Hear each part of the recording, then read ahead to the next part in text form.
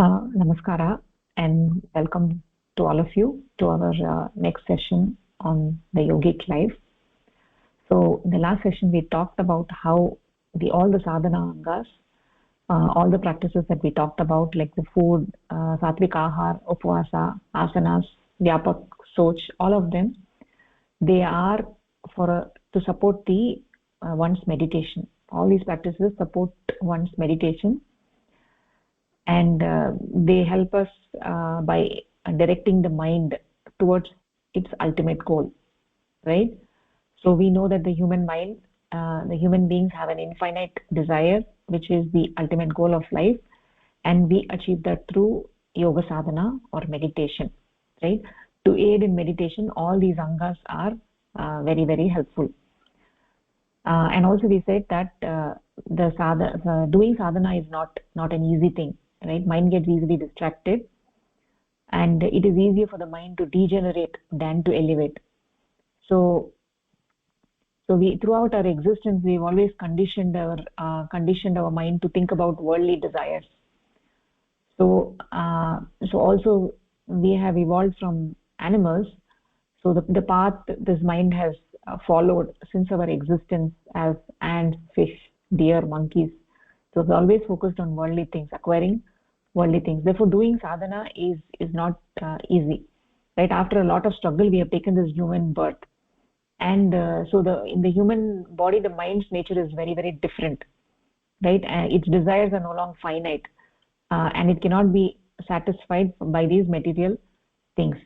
So to focus the mind on Paramapurusha, the mind has to be elevated, right? It has to feel attracted towards higher thoughts. Unless it feels attracted to higher thoughts, so the mind, it'll be just going around the material objects. It will wander towards the crude attraction. So it's essential to elevate the mind. So all the practices that we talked about are very essential to elevate the mind. So when we engage in this yogic practice, then what happens is that slowly our eyes actually open, and we start developing this attraction. We start developing this bhakti bhava towards Paramapurusha, to the Parabrahma. We start developing to this infinite Parabrahma. We start developing the attraction. So one may say that, I don't have any attraction towards Paramapurusha at this point in time, right? But when you start engaging in this yogic life, when your eyes are open, and when you have engaged in this path, and you've understood what the true pursuit of life is, right? You know what is the difference between the Pashu Dharma and the Manava Dharma, and also the struggle that we talked about between the two. For the mind to move towards this Manava Dharma, it needs to cultivate this attraction for the infinite. So it is essentially cultivating an attraction for the infinite, and that is essentially what we will do in this yogic path, is we will start developing this bhakti bhava towards Paramapurusha. So every human being has this desire, right? But they must be able to guide their life in that direction. So we have this infinite desire, but unless we recognize that we have this desire and engage and cultivate or be able to guide our life in that direction, we will not get any spiritual progress. So this guidance depends most critically on one thing, which is cultivating an attraction for the infinite Parabrahma. So that is what we talked about in the last lesson. Also we said that Paramapurusha is like a great magnet. It's like a magnet, and we are like a piece of iron, right? So if the piece of iron is pure, then you get attracted by the magnet. So this attraction, this bhakti bhava, is very, very key. So somebody may engage in meditation sadhana, but until they cultivate this bhakti bhava, their progress will not be that much, right? So even though you have so essentially initially what we need to do is we need to have discipline. So by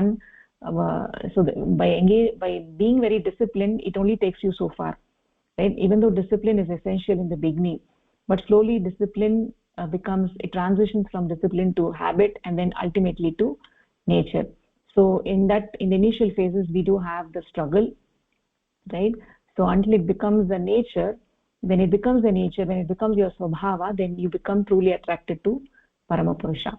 So when you are in that stage, when you're getting the true attraction to Paramapurusha, then you will know at every point in your life that what is important for you, right? What are the things that I need to do, what I should not do. And I also gave you an example of saying that if you're engaged in a conversation with your friend and you're enjoying the conversation a lot and you've been talking for a long time, and suddenly you realize that it is time for your sadhana, it is time for your meditation, then you know how to get out of that conversation and go and do your meditation, because you know that what is critically important. So when your mind is developed that attraction towards parama purusha, then it exerts the discipline to go and do the sadhana, right?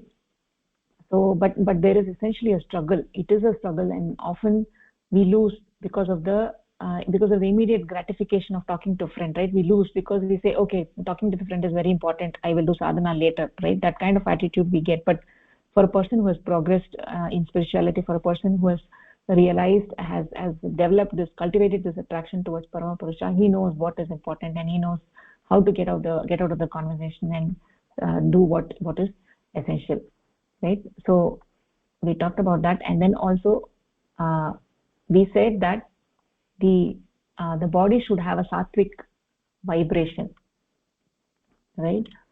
uh, so the body should have a sattvic vibration. The mind resides in the body. So if all the cells of the body have a sattvic vibration, then it will help the mind thrive. So this is the key reason for the various practices that we talked about, the ahara and the asanas and everything that we talked about, is essentially to make the mind sattvic. By making the human body and the mind into a laboratory, we can experiment with different ways to elevate the mind. So this includes the introducing the sattvic ahar, more raw foods, eliminating foods like onion and garlic. It also means avoiding fried foods, excluding dairy and other animal products. These practices make the body and the mind feel better and better. It makes the mind sattvic, and it creates a very conducive environment for spiritual growth. And also it keeps your mind in a calm state, right? So that is something that in today's world people are having a lot of struggle to keep the mind in a calm state. The mind gets agitated by small things, right? How can I keep my mind in a calm state? So all these practices, as you engage in these practices, it will help you to make the body and the mind feel much better and better, right? So that is what most people in today's world struggle, is to keep the mind in a calm and a balanced state, right? People, either the mind is most of the time the mind is getting degenerated by the things around us, by whatever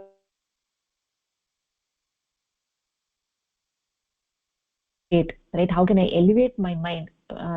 For that purpose, we have to engage in all these practices. When we engage in these practices, it creates a sattvic vibration, and as a result, the mind and the body will feel better and better, and it will be a good conducive environment for spiritual growth.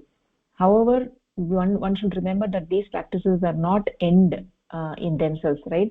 They support the desire of the human beings to move towards the infinite. So for example, being physically healthy is good, but it is not the goal of life. The goal of life is to create a sattvic environment for the mind to thrive, right? So if one is physically healthy but does not engage the mind in meditation on the infinite, then one is not fulfilling the purpose of life, right?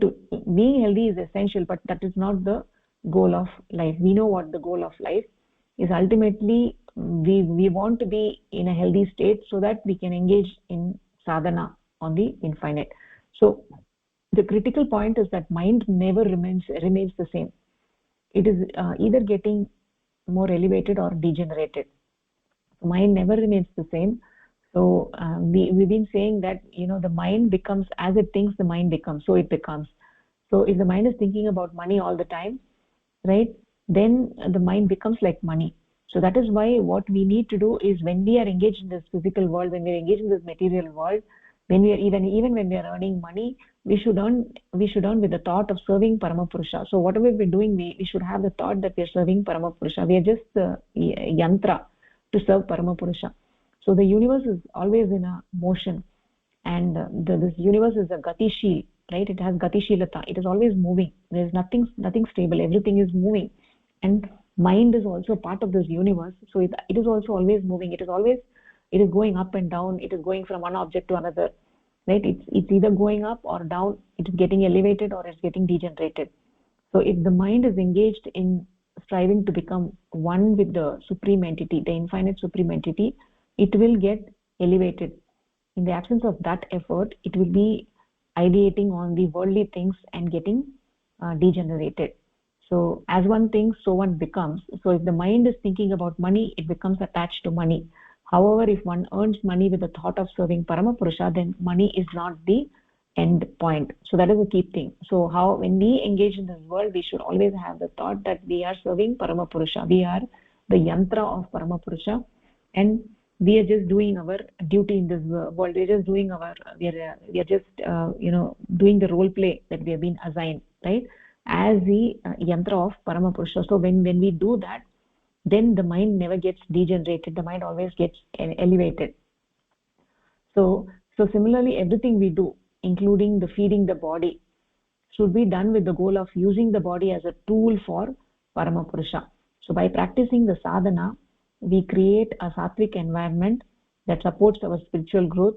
We fulfill the purpose for which we have taken birth in this human body, right?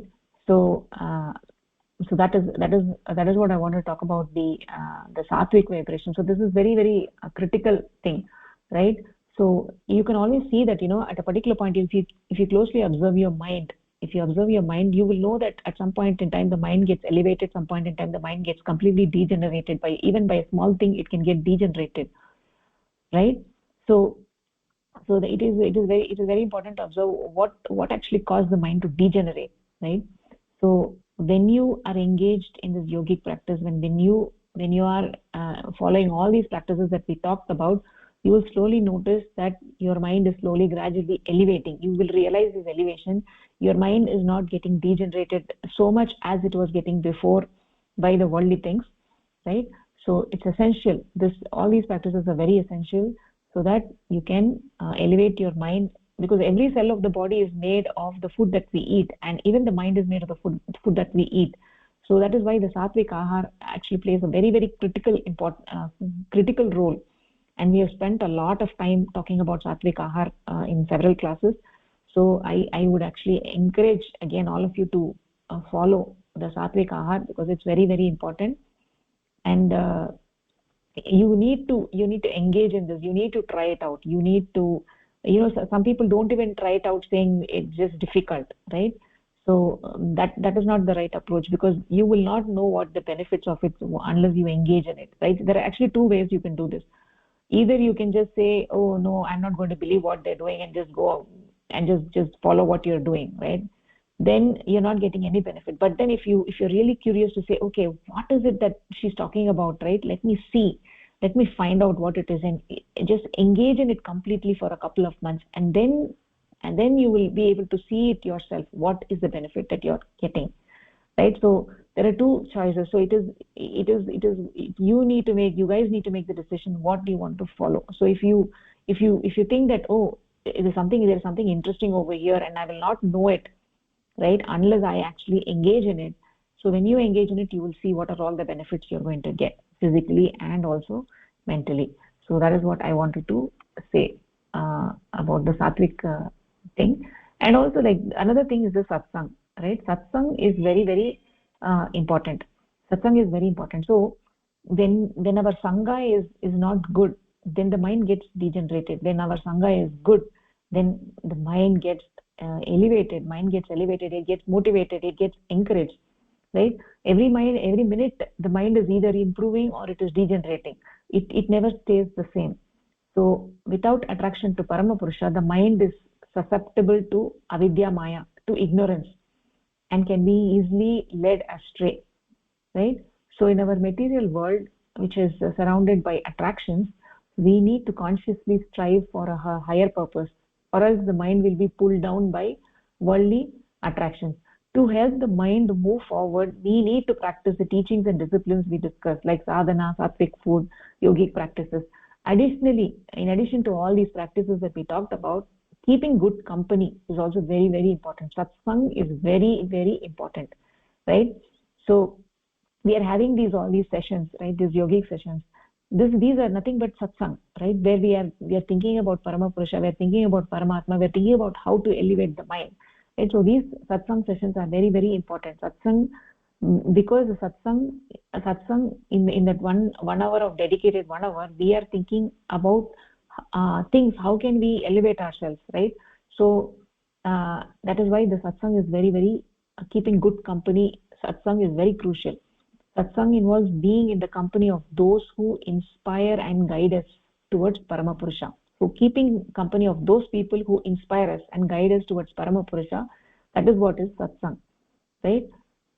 So if you are engaged in groups where the people are just chit chatting, where people are talking about worldly things, those kind of conversations are not going to elevate you, right? You're just like watching something on the TV, and you're just doing something randomly, right? So those are the things not going to help you eliminate your those things are not going to elevate your mind, right? But constantly engaging in satsang, right? When you're engaging in satsang, they are feeding the information for your thought, right? They're giving you points for your thought. So if you're engaging in satsang, what you heard in the satsang, then you will be thinking about it later on, say, oh, this is what we discussed over there. And slowly what happens, as the more and more you engage in satsang, those kind of thoughts comes into your mind, those elevating thoughts come into your mind, and slowly your mind never gets degenerated, because now the information that is fed into your mind for further processing and for further thinking is all good things, is all things that elevate your mind, right? So that is why satsang means being in the company of those who inspire and guide us towards Paramapurusha. Our discussion interactions should be centered around our spiritual growth, and as the mind takes the shape of what it thinks about, right?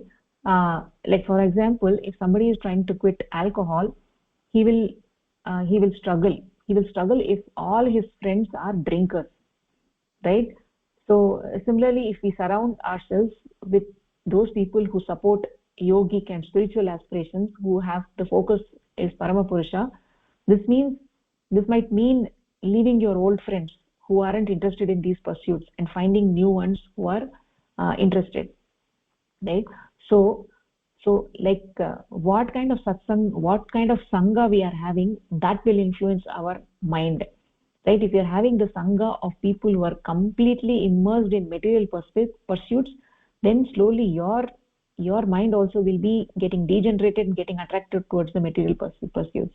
On the other hand, if you are engaged with people who are dedicatedly into yoga sadhana, meditation, and thinking about discussing about Paramapurusha, then your mind also will get elevated. It's just very similar to a person who's trying to quit alcohol. If his friends are all alcoholics, there is no way he can quit alcohol, right?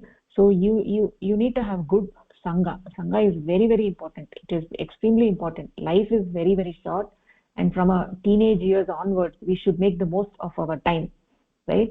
Every day could be our last day, right? We never know. Life is very uncertain, so we never know like which day could be our last day, right? So we should live a meaningful life and not waste time on non-yogic activities or discussions. Every minute is very precious. You should not waste your time on unnecessary things which are degenerating your mind. You should not do any activities which degenerates your mind. You should not engage in any conversations which degenerates your mind.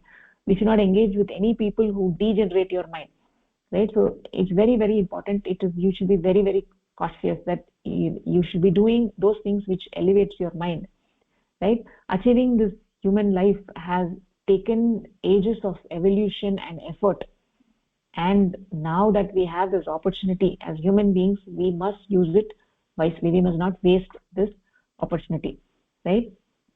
So satsang, I wanted to talk about this satsang. Satsang is very, very critical, right? So all of us should now evaluate, right? Are we engaged in satsang, right? This might mean that we have to give up those old friends who are not engaged, who are not helping us in the spiritual path, right? So or having a degenerative effect on us. So achieving this human life is like after a lot of struggle, so we have to use it wisely. We should not waste this human life, human birth, right? So going forward, so many times if you talk to people about spirituality, right, people say, oh, I am not into this spirituality and all. I don't understand the spirituality and I'm not interested in the spirituality. That's what I hear people saying. Oh, spirituality is not for me, right? So they say, oh, for me, according to me, just being good is sufficient, right? I'm just good. I'm not harming anybody, so I'm just being good, and that is sufficient, right? Not harming anyone is sufficient. So the question is, not harming anyone, is it sufficient? So, but if you are engaged in these material pursuits and you're not harming anybody, right? Even then the mind degrades. It is always either going to go up or down. It's never going to stay the same. So many people actually think that just being good and not harming anyone is sufficient. And the question is, why should they engage in the spiritual path? Why should they engage in meditation? Right? So, however, this thinking is not correct. This thinking is flawed. So even if you're not harming anyone and you're just living your life, there is always a chance that avidya maya, ignorance, right? Ignorance, avidya maya, ignorance, and your samskaras, the impressions, the karma pala from the previous births, the impressions from the past actions will pull you down in the wrong direction, and in one instant you can become a danger to the society. You were thinking that you're you're not harming anybody, you're just living your life, you're enjoying your life, and you're not harming anybody. But then you never know, this past samskaras, the karma pala from the past, it can pull you down anytime and you can become a danger to the society, right? And all of us have, in our own lives, we have seen that some things just change drastically overnight, even without our knowledge, and we wonder, like, why did it happen like this, right? So that is why just being good is not sufficient, because this avidya maya, this prakriti, this maya is very, very strong, and your samskaras, your karma palas from the past can pull you down in the wrong direction, and in just a minute you can become a danger to the society, right? So samskara and avidya maya, given that we have samskaras from the past lives, so we should always strive to elevate the mind, right? We need to make efforts to engage in sadhana, in spiritual practice, and utilize all the tools of the sadhana angas to uplift our mind. We should engage. Unless we engage, the mind will never get elevated. It will always be in a degenerated state, because of the things that we are doing, because of the activities that we are engaged in, right? Because of the people that we interact with, right? So because of everything that we do, because of all the practices and everything that we do from morning till night, all those things actually degenerate our mind, right? Unless we make conscious efforts to engage in spiritual practice and utilize all the tools, the sadhana angas that we talked about, we cannot elevate the mind. So the environment that we live in today is filled with materialism, capitalism. So as soon as you step out of your house, you are bombarded with attractions that degenerate your mind. You see advertisements, you see malls, you see the hotels, restaurants, enticing food. Therefore we need to make a conscious effort to live a yogic life and constantly remind ourselves of the goal of life, right? So unless we remind ourselves of the goal of life, it's very difficult, right? So unless we consciously engage in this path, there is no way we can elevate the mind, because we have attractions. We have every minute of the day we have attractions, either internally, even when you open your computer you have attractions, when you step out of the house you have attractions, everywhere you have attractions just waiting to suck you into this material world, right? So then so the thing is that because of the samskaras and because of the maya, right, it is not possible, it is not enough that only you are good is not sufficient, unless you are engaging in the spiritual practice. So just being good is not sufficient, because just being good, you never know how your samskaras are going to impact you, and how you could just how your life could degenerate in just one day, right? So you never know how your mind could degenerate in just one day. So therefore satsang is very important. It involves being in the company of those people who discuss and meditate on Parama Purusha, right? Satsang is very important, and it is important to keep the company of those people who elevate our mind. So all the practices that we talked about, like consuming sattvic diet, practicing sadhana, engaging in satsang help to elevate the mind, right? Satsang is a very, very crucial yogic practice. The mind has no shape, so it takes the shape of whatever it focuses on. So when you are in satsang, so what we are doing right now is satsang. It helps to elevate and focus the mind. The satsang in this context has a very, very pure and focused definition, right? It involves being in the company of those who discuss and meditate on Paramapurusha, the supreme consciousness. This kind of company helps us to elevate our minds. So it is essential. So in a week, if you have to see how much was I involved in satsang and how much I was involved in kusang or sangha, which is not good, right? So that is very important, because satsang will elevate your mind, and not having a satsang will actually degenerate your mind. So like for instance, I told about the alcohol, right? So if all your friends are alcoholics, then it will obviously, if you're trying to quit alcohol, it will pull you into that direction. So to progress on this yogic path, we have to leave behind our old friends who are engaged in material pursuits, who are not supportive, and find new friends who share our spiritual goals, who share our goals. So those are all the things that I wanted to actually talk about. So we've talked a lot about different things, about sadhana, about ahara, about asanas, right? At the individual level and also at the collective level, we talked about how to engage with the society. So now that we have some time, we can actually start with the reading the first in the series of discourses, right? So these discourses will provide you more structured understanding. So we covered different aspects, right, individually, but now we will get more a structured understanding. So what we will do is we'll read one paragraph at a time, and each person should read one paragraph and then explain what they understood, right, what they understood from that paragraph. So all of you can open the PDF file that I actually sent you. You have the PDF file that I sent you? What is dharma?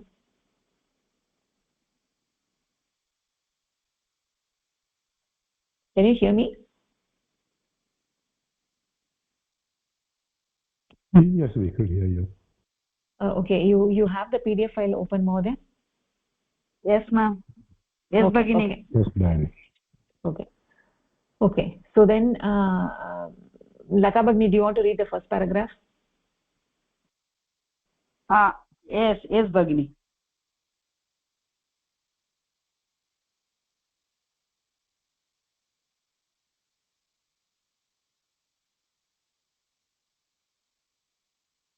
What is dharma? Human beings are the highest evolved beings. They possess clearly reflected consciousness, and this makes them superior to animals. No other being has such a clear reflection of consciousness. Human beings can distinguish between good and bad with the help of their consciousness, and when in trouble, they can find a way out with its help. No one likes to live in misery and suffering, far less human beings whose consciousness can find means of relief. Life without sorrow and suffering is a life of happiness and bliss, and that is what people desire. Everyone is in quest of happiness. In fact, it is people's nature to seek happiness. Now let us see what one does to achieve it, and whether it is achieved by those means. So we are from this paragraph we find that we are the highest evolved beings, and we are moving towards the manava dharma. Though we have pashu dharma only, we are moving towards the manava dharma, and this it shows that we have a clearly reflected consciousness, and this consciousness helps us to make us superior than animals. So no other being has such a clear reflection of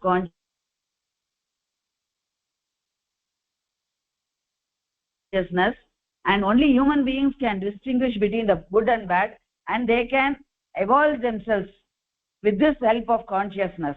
So if they are in trouble, or if they find they are in some misery, they can come out of it with the conscious help. No one lives in misery, and no one wants to live in misery. They want to be in happiness every time, and this consciousness helps us to find the happiness. So life becomes, life without sorrow and suffering is becoming a life of happiness, and that is what the people desire, and they want to find the infinite. They want to find themselves to go to the infinite way. Everyone is in the quest of happiness, and this, it is people's nature to find wherever happiness is there, to find ways to go reach that happiness, and to see what happiness, to how to achieve it. We are going to see the methods. Should I continue, ma Bhagini? No. Thank you, Bhagini. Nicely said. Thank you so much. Yes. So that was good. So human beings are the highest evolved beings, meaning that there is no higher being than humans in this entire universe, right? So we have actually talked about this before, right? So we've said that Darwinian evolution is actually true, and we have gone through this gradual evolution from single-celled organisms to plants to animals, and then finally we have this human beings who have an advanced mind and intellect, right? And there is no other being which is more developed, more evolved than the human beings, right? So we have said that the yoga and modern science work together, right? Modern science, even though it does not see the entire picture, but yoga does see the whole picture. And we also talked about the Darwinian evolution, right? All living beings evolve through struggle, right? And the mind evolves constantly. All living beings evolve through struggle, and the mind evolves constantly. For example, wild animals struggle to survive, and this struggle leads to the mind's gradual progress and evolution, right?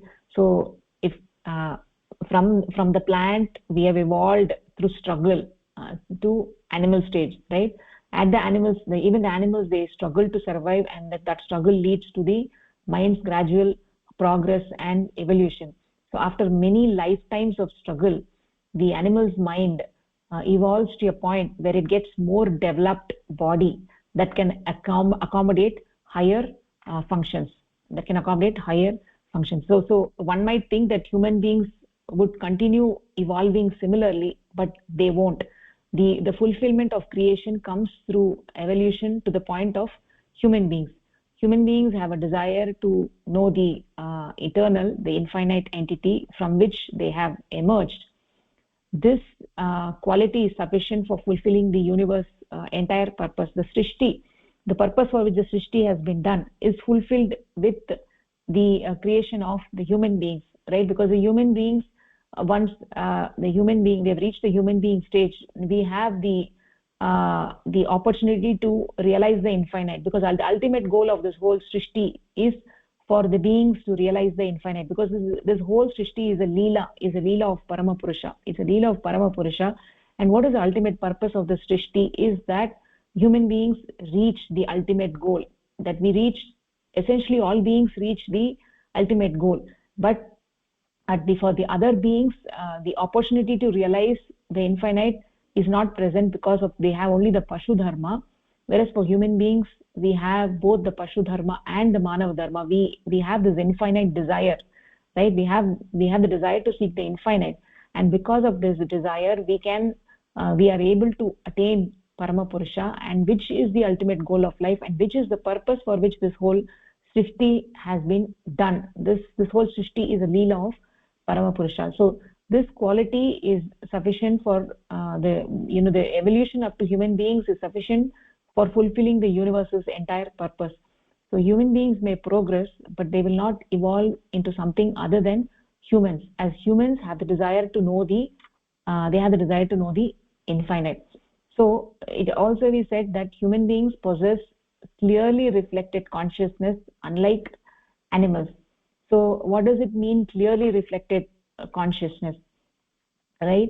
So if you have a puddle of water, right? If you have a puddle of water, and in the night you can see the reflection of the moon in the puddle of water, right? If the puddle of water is muddied, is very muddied, then you cannot see the clear reflection of the moon. But on a day when the mud is all settled down and the water is very very clean, right? The water is clean, then the reflection of the moon is very clearly seen on that puddle of water, right? So the same way the human beings have the mental plate on which the reflection of Paramatma is clearly seen, is very clearly seen, because the human beings have the well developed mind.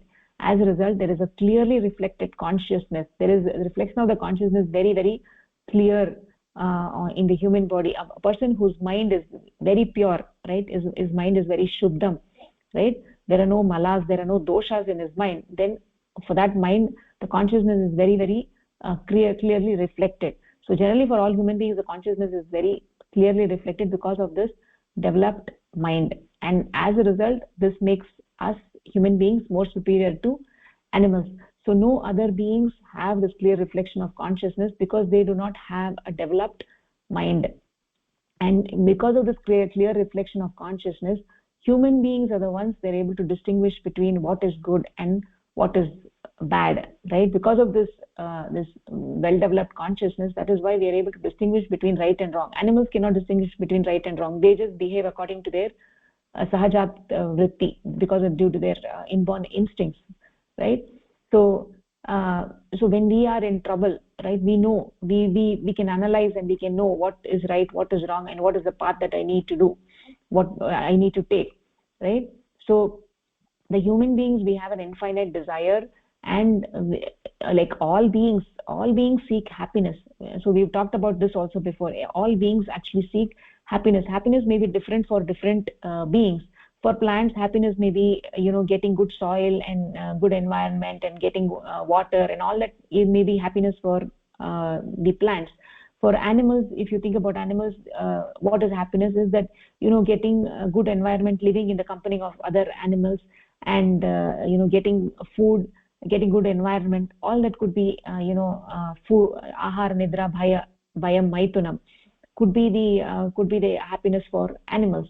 So even human beings, we seek happiness, but the distinction for human beings is that we seek infinite happiness, because no matter what we get, we never happy, we're never satisfied. So we seek infinite happiness, and that is the clear distinction between human beings and other beings. So no being actually like to live in misery or suffering, and even human beings, we don't like to live in misery or suffering, right?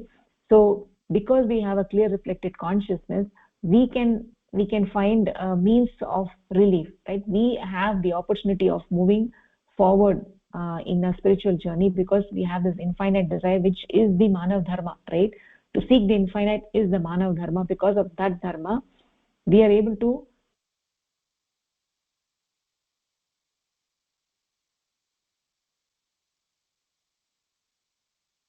beings. Life is not without sorrow or suffering, right?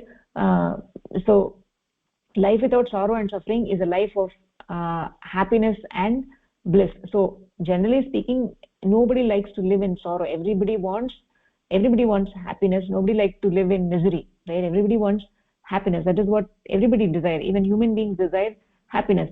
Everyone is in quest of happiness, and it is the nature of every being to seek happiness, and that happiness vary from person, vary from being to being. What is happiness for animals is different from what is happiness for human beings. Because of the manav dharma that we have, for human beings the happiness is to seek the infinite. We don't realize, right? We say that, oh, I don't want to engage in the spiritual part, spirituality is not for me, we say that, but without realizing that it is our nature. It is in fact our nature to seek the infinite. It is our nature. We're not realizing that, and we say that out of ignorance, saying, oh, spirituality is not for me, I'm not into spirituality. But the thing is that because your eyes are closed, because our eyes are closed,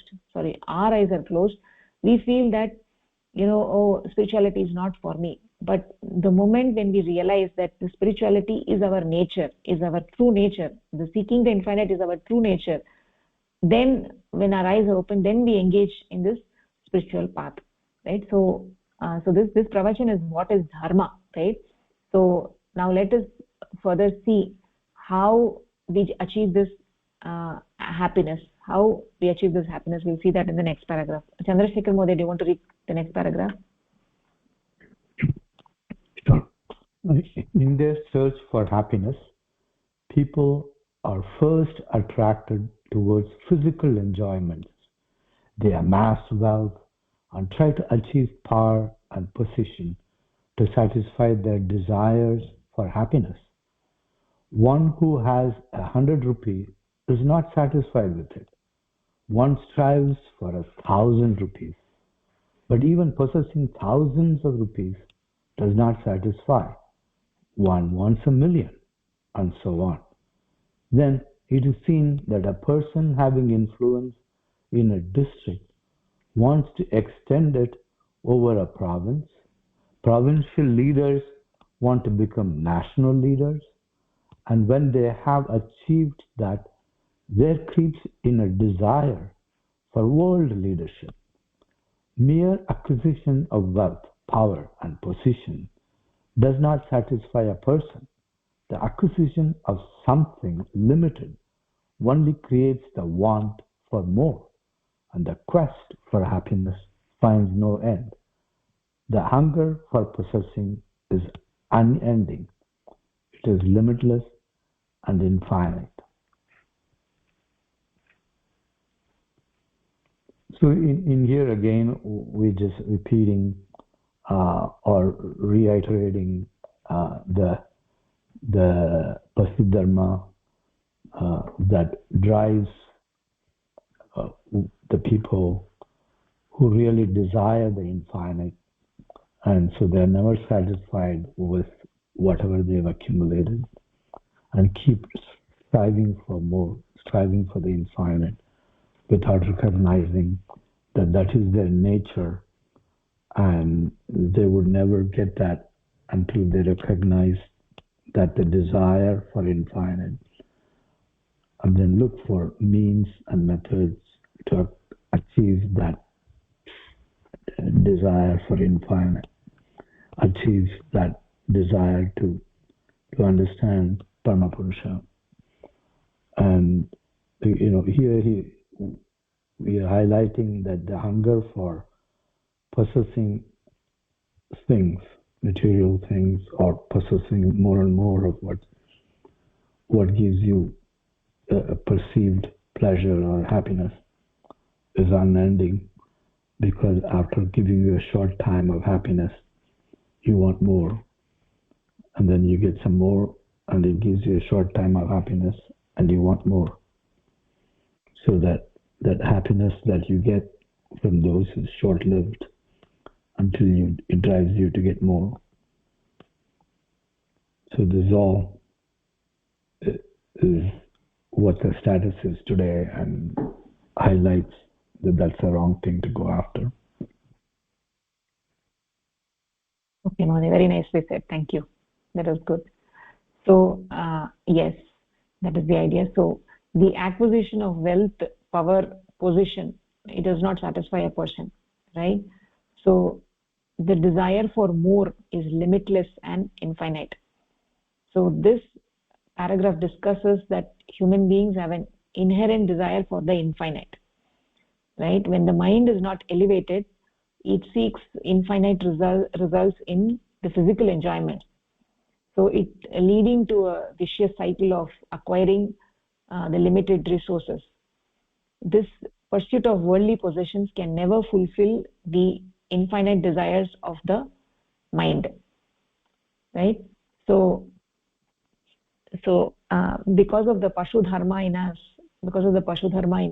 we are attracted towards the physical enjoyments, and we feel that we are getting happiness from these physical enjoyments, right? We are getting sukham and dukkham. We are getting sukham from these physical enjoyments, but these enjoyments are all very, very transient. So you got something, you got something that you wanted, and you became happy, and that was very momentary. It's not that you got a lasting happiness, right? It was very, very momentary happiness that you got, and that is people, without realizing, they engage in acquiring more power, more wealth, more position, in order to satisfy in order to get happiness, right? In order to satisfy the desires, right? So whether it is in the area of money, in the area of wealth, or in the area of position, or in the area of power, or in the area of education, or no matter what it is, right? We are never satisfied with whatever we get. If you got a position in a particular thing, and then you want to get something more, you want to get a better position, right? You want to get more power, right? So if you have money, if you got little bit of money, then you want to get more money, right? If you got more, then you want even more, right? So it is never ending. So the so mere acquisition of position, power, does not actually satisfy a person, right? These acquisition of these finite things only create the desire for more and more and more, and that's why the quest for happiness finds no end. The hunger for possessing all these limited things is unending, right? So the reason for that, why is it that we want more and more? If somebody has interest in buying shoes, right, they buy more and more and more. They have like hundreds and hundreds of pairs of shoes, but even then they're not satisfied. They go out and they see something, then again they buy, right? Why is it this hunger for possessing is unending? That is because you guys, all of us know that we have this infinite desire. We have the desire for the infinite. We want to seek the infinite, and we try to fulfill that by all these material pursuits, whether it is money, power, position, whatnot. We try to find fulfillment from all of these limited, finite things, right? So that is what it is. So okay, moving on. Sharada Bhagini, do you want to take the next one?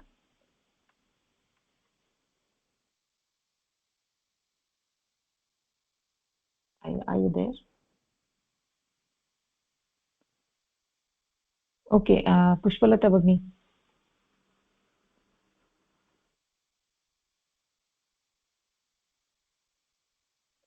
Bhagini.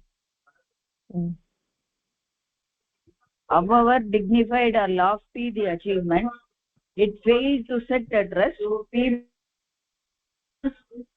unlimited quest for happiness. Those who hanker after wealth will not be satisfied until they can obtain unlimited wealth, nor will the seeker of power, position and prestige be satisfied until he or she can get in limitless proportions, as all these are objects of the world. The world itself is finite and cannot provide infinite objects. Naturally, therefore, the greatest worldly acquisition, even if it is to be the entire globe, would not secure anything of an infinite and permanent character. What then is that infinite eternal thing which will provide everlasting happiness? So this amassing of wealth or power or education or whatever is we try to achieve, and we are to the highest position, we try to control the globe also, we will not be getting the required happiness, because this finite world cannot give us the required happiness. So now we have to go in quest of the thing which gives us everlasting happiness. So this paragraph tells us that. Nice you said, Bhagini. Yeah. So we talked about the Manav Dharma, right? The Manav Dharma is to seek the infinite, right? Seek the infinite. So this paragraph illustrates that people with an unlimited quest for happiness will not be satisfied with limited wealth, power, prestige, because everything in this universe, every finite object is limited, right? So whether it is money or whether it is any object of the world, right? Whether it is clothes or dress or shoes or books or whatever it may be, all the finite things of the world, they're all limited, right? Because we want unlimited happiness, and we can never get unlimited happiness from any of these finite things, right? Because these finite things, they're all finite, right? So no matter how much we acquire anything, we are not going to get that infinite happiness. We are not going to get that ultimate satisfaction, ultimate happiness. So even the greatest worldly acquisition, such as the entire globe, it cannot provide any permanent satisfaction. cannot provide the permanent world satisfaction. So the world and all its objects are all finite. They cannot provide infinite happiness. So this paragraph emphasizes that worldly pursuits will never satisfy the infinite desires of human. We need to seek something eternal and infinite to achieve the everlasting happiness, right? We need to seek something eternal. And what is that? We will see in the further paragraph, right? Okay. Mohoday, Chandrasekhar Mohoday.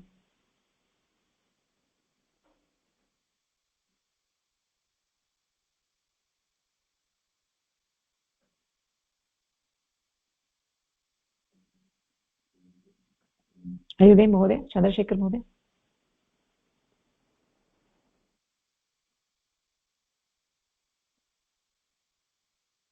I can't hear you, Mohoday. You're on mute.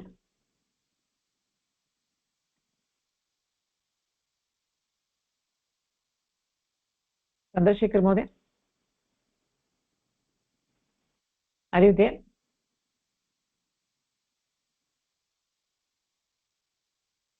Okay, Pushpalata Bhagini, can you take the next one as well?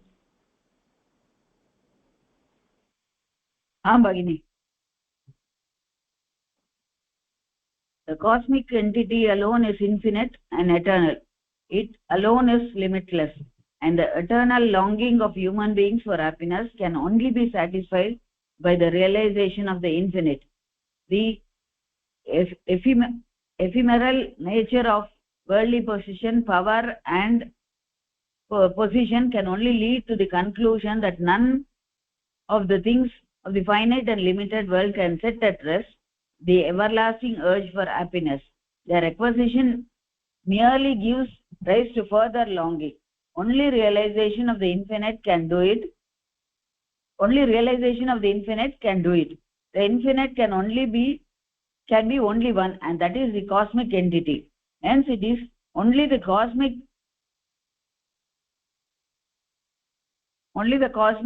that can provide everlasting happiness, the quest for which is characteristic of every human being. In reality, behind this human urge is hidden the desire, the longing, the attainment of the cosmic entity. It is the very nature of every living being. This alone is the dharma of every person. The word dharma signifies property. The English word for till here. Okay. So the cosmic entity alone is infinite and eternal. To seek our eternal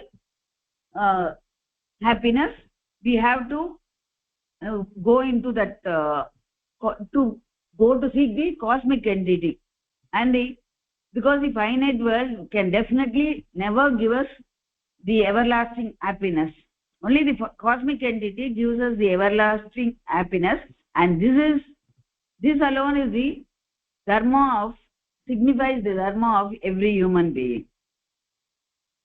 And from this we can get our everlasting happiness. Yes, Bhagini, nicely said. Yes, thank you.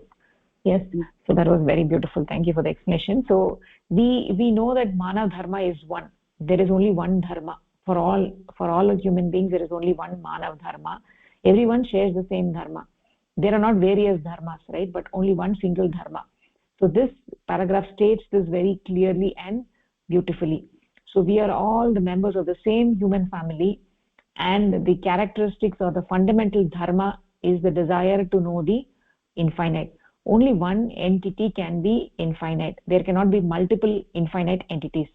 So the idea of duality, such as a god and devil, is a misconception.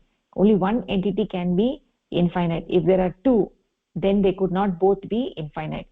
Only one entity in this entire universe and beyond can be infinite, and that is the cosmic entity. The desire for the infinite is what makes us human beings. This desire is the reason there cannot be any higher evolved beings than human beings. We possess the highest capacity necessary for bringing fulfillment and meaning to the universe. Desire to know the cosmic entity. It is by the grace of Parama Purusha that we have the opportunity to not only have this human form but also to fulfill it by leading a human life. So we are human both inside and out, which is a very beautiful thing. It is our duty to fulfill this purpose. That is why we have taken birth. So this is what is liberation from the cycle of birth and death. And we also have a duty towards the Jagat Kalyan, right, the welfare of the world. So our goal is actually Atma Mokshartam Jagatah Hitam, right? Atma Moksha, liberation, individual liberation, and also Jagat Kalyan. We have to do welfare for the world. By helping others realize their true potential, we create an environment of positivity and growth. Both of these are very, very important, Atma Moksha and Jagat Hit. So when we spend time with others, we should assess whether we can elevate the conversation and making it meaningful for both the parties, or if it will degenerate.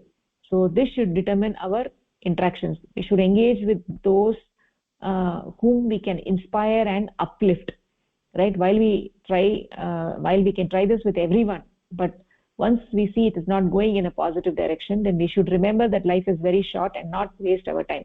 Our sincere effort should be to help others become truly human in human form, not animals in human form, right?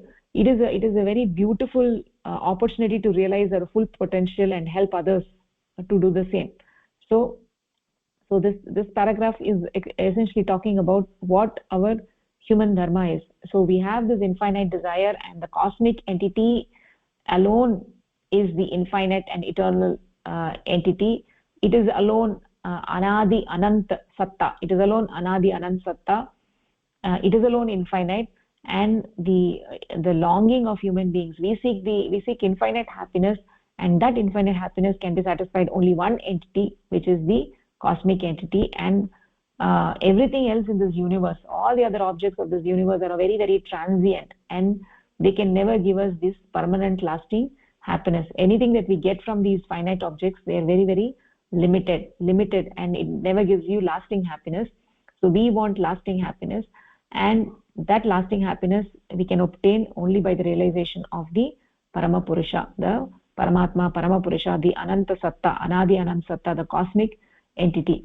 And this cosmic entity is only one. We cannot have multiple cosmic entities, because we are saying the cosmic entity is infinite. That infinite entity can only be one, it cannot be multiple. So only this cosmic entity can give us that permanent happiness, the ananda. That ananda that we are seeking can be given only by the cosmic entity. And it is in fact for getting ananda that we all desire that ananda, right? And that is the true swabhava of the human beings. The swabhava, we are all ananda swarupa, we are all ananda swarupa, but we don't realize it, right? So we have this infinite desire, and behind this desire is the desire for the infinite, is desire for the Anadi Ananta Satta. That is where the very Swabhava, we are all Ananda Swarupa, that is the Swabhava of every living being, and that alone is the Dharma of every person. To get that Ananda, is the Swabhava of every person. To seek that infinite is the Swabhava of every person in this universe. Okay, so do you guys have any questions at this point?